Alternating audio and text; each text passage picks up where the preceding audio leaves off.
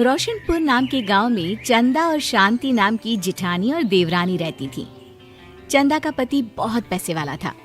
उनके पास किसी भी चीज की कोई कमी नहीं थी और उसके विपरीत शांति का पति बहुत ही गरीब और नशेड़ी था।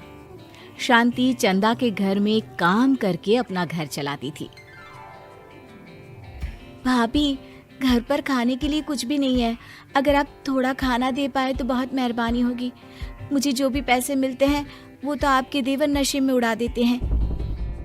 ये तुम लोगों का ना रोज रोज का ड्रामा हो गया है। अब देवर जी कमाते नहीं है तो मैं क्या करूं? तुम्हारा पति तो तुम्हारी सारी कमाई दारू में उड़ा देता है। रहने दो भूखा उसे। अरे ऐसे मत बोलिए भाभी, आप तो जानती ही हैं कि वो मन के कितने साफ हैं, पर इस बेरोजगारी के कारण उन्हें दारू पीने की लत लग गई है। अरे अपना ये रोना गाना बाद में कर लेना, पहले काम निपटा ले घर का। मेरा और टाइम खराब ना कर। जा गेहूं पीस ले, फिर तुझे कपड़े भी धोने हैं। शांति रसोई घर में जाकर गेहूं पीसने लगती है। पीसते पीसते कुछ गेहूं वहां कपड़ों में गिर जाते हैं, जिसे देखकर उसके दिमाग में एक आइडिया आता है।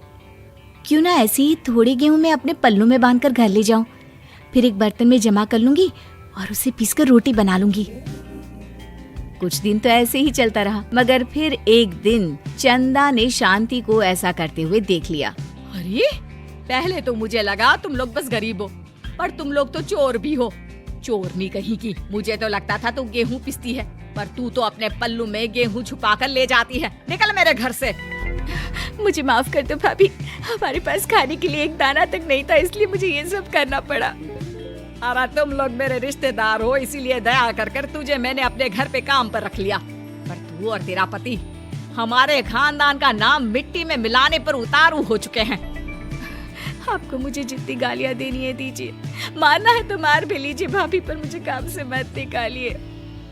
परिवार की बात है, वरना कोई और ऐसा काम करता ना तो धक्के मार कर कब से घर का बाहर निकाल दिया होता।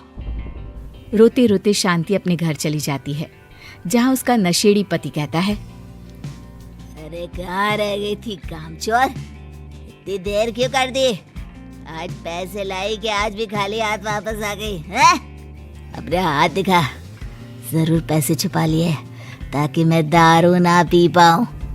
नहीं जी, मैं आपसे क्यों छुपाऊंगी, और अभी आप दारू पीने की बात कर रहे हैं, उसी कारण तो आज हम लोगों की ये हालत हो गई है। किसी काम की नहीं है तू, बिना मार खाए समझेगी नहीं। रख, अभी तेरे होश ठिकाने लगाता हूँ। रामलाल शांति को बहुत मारता है। शांति का मन दुखी हो जाता है और वो गांव के तालाब के पास के एक पेड़ के नीचे बैठकर फूट फूट कर रोने लगती है। मैंने कभी किसी का बुरा नहीं किया, फिर भी भगवान मेरे साथ ऐसा क्यों कर रहा है? मैं तो रामलाल जी की फिक्र करती हूँ, फिर भी उन्होंने मुझे इतना मारा। तभी उसे एक आवाज सुनाई देती है, रोने की कोई जरूरत नहीं है बेटी, चिंता क्यों करती हो? ये आवाज कहाँ से आ रही है? शांति अपने आसपास देखती है, उसे कोई नहीं दिखता। वो ऊपर देखती है, जहाँ उसे एक छोटी सी परी दिखती है। आप कौन है? आप तो कोई परी लगती हैं। हाँ बेटी, मैं इसी पेड़ पर रहती हूँ। मैंने तुम्हारी सारी बात सुनी, अब तुम्हें फिक्र करने की कोई जरूरत नहीं। अपनी आंखें बंद करो। शांति आंखें बंद करती है और जादुई परी अपनी छड़ी घुमाती है। उसकी छड़ी घुमाते ही पेड़ के सारे पत्ते सुनहरे रंग के हो जाते हैं। परी उनमें से एक पत्ता तोड़ लेती है और फिर से अपनी छड़ी घुमाती है, जिसके कारण सारे पत्ते पहले की तरह साधारण से दिखने लगते हैं। आंखें खोलो बेटा। लो, इस पत्ते को ले जाकर अपने तकिए के नीचे रख देना। ये तो एक साधारण पत्ता है, इससे क्या होगा? ठीक है, अगर आप कहती हैं तो मैं इसे रख लेती हूँ। शांति उस पत्ते को लेकर अपने घर जाती है और अपने कमरे में तकिए के नीचे रखकर सो जाती है। सपने में उसे वही पेड़ वाली जादुई परी दिखाई देती है। बोलो शांति, क्या चाहिए तुम्हें? मैं चाहती हूँ हम बहुत अमीर हो जाए और मेरे पति नशा करना छोड़ दें, उन्हें कोई काम भी मिल जाए। कल जब तुम सुबह नींद से जागोगी, तुम्हारी इच्छा पूरी हो गई होगी। अगली सुबह शांति नींद से जागती है, अपने आसपास का नजारा देखकर चौंक जाती है। उसके बिस्तर पर चारों तरफ सोने चांदी रखे हुए थे। हे भगवान, कहीं मैं सपना तो नहीं देख रही? इतना सारा सोना, वो भी मुझ गरीब के पास। रामलाल जी को बताती हूँ, वो बहुत खुश होंगे। शांति जैसे ही कमरे के बाहर जाती है, वो देखती है कि रामलाल सूट बूट पहने काम के लिए बाहर जा रहा होता है। मुझे शहर में एक नौकरी मिल गई है शांति, मुझे आने में देर हो जाएगी, घर का ध्यान रखना। और इस तरह शांति बहुत अच्छा जीवन बिताने लगती है। उसके पास अब किसी भी चीज की कमी नहीं रह जाती। रातों रात शांति के पास आए इतने पैसों को देखकर उसकी जिठानी उससे पूछती है, अरे क्यों रे शांति, कहीं बड़ा हाथ मारा है क्या?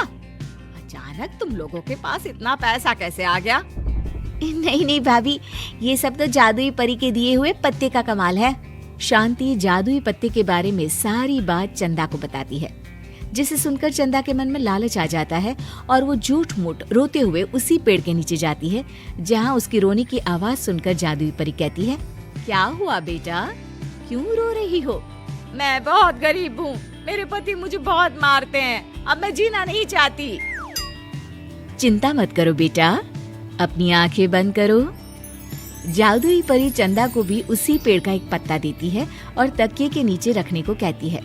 चंदा उस पत्ते को लाकर अपने तकिए के नीचे रख लेती है और अगली सुबह जब उठती है तो उसके कमरे में चारों तरफ सांप बिच्छू रहते हैं। अरे बचाओ बचाओ, कोई मुझे बचाओ, ये कैसा पत्ता है जिसे लाने के बाद उस गरीब शांति के पास तो इतना सारा सोना आ गया और मेरे चारों तरफ ये सांप बिच्छू, अरे कोई बचाओ। चंदा अपनी जान बचाती हुई शांति के पास जाती है। चलिए भाभी, मुझे लगता है आपके घर में सांप बिच्छू को बस जादुई परी ही हटा सकती है। दोनों मिलकर जादुई परी के पास जाते हैं। ये सब तुम्हारे बुरे इरादों का नतीजा है चंदा। तुम झूठ मूठ बस पैसे के लालच के कारण यहाँ आकर रो रही थी, इसीलिए तुम्हें जादुई पत्ते ने उसकी सजा दी। अरे मुझे माफ कर दीजिए जादुई परी, मेरे मन में लालच आ गया था। अरे शांति, तुम भी मुझे माफ कर दो, मैंने तुम्हारे साथ बहुत गलत किया है, फिर भी तुम मेरी मदद के लिए आई। चंदा को अपनी गलती का एहसास हो जाता है, इसलिए जादुई परी उसके घर से सारे सांप बिच्छू को गायब कर देती है। चंदा और शांति आपस में मिलजुल कर रहने लगती हैं।